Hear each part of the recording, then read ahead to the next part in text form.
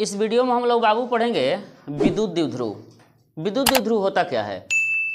विद्युत द्विध्रुव होता है बाबू कि समान परिमाण तथा विपरीत प्रकृति के दो आवेश को एक दूसरे के काफी समीप व्यवस्थित कर दिया जाता है तो उसे विद्युतीय द्विध्रुव कहा जाता है।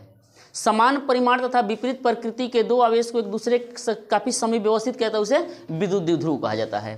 तो हम बाबू ने समान परिमाण तथा विपरीत प्रकृति के दो आवेश को एक दूसरे के काफी समीप व्यवस्थित कर दिए। तो दोनों आवेश के बीच एक मध्य बिंदु है, जो मध्य बिंदु O है। पहला आवेश से कर दूरी L और दूसरे आवेश से दूरी L, यानी पूरे डाइपोल की लंबाई हमारा हो जाएगा 2L हो जाएगा। पूरे डाइपोल की लंबाई कितना होगा? 2L होगा। तो बाबू आगे होता है कि विद्युत द्विध्रुव अघूर्ण। क्या होता है? विद्युत द्विध्रुव अघूर्ण यानी इलेक्ट्रिक डाइपोल मोमेंट।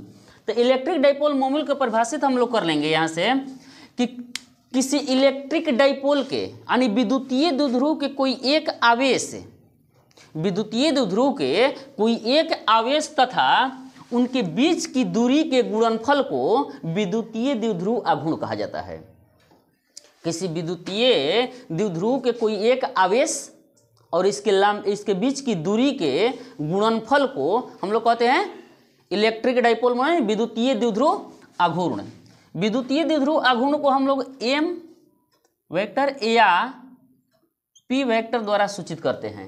तो परिभाषा से हम लोग कर लेंगे।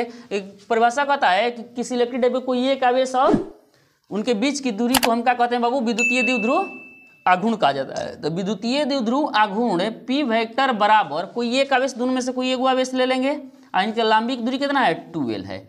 2L यानी द्विध्रुव अघूर्ण हो जाएगा p वेक्टर बराबर q इंटू 2L।